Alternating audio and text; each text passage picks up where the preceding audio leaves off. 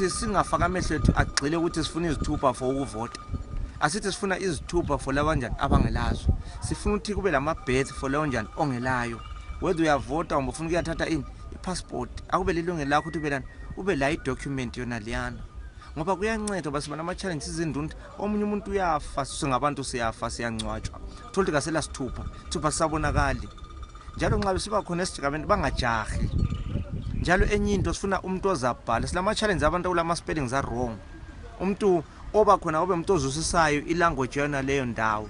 Sikhuluma labantu abadala abangazwisisi ama languages.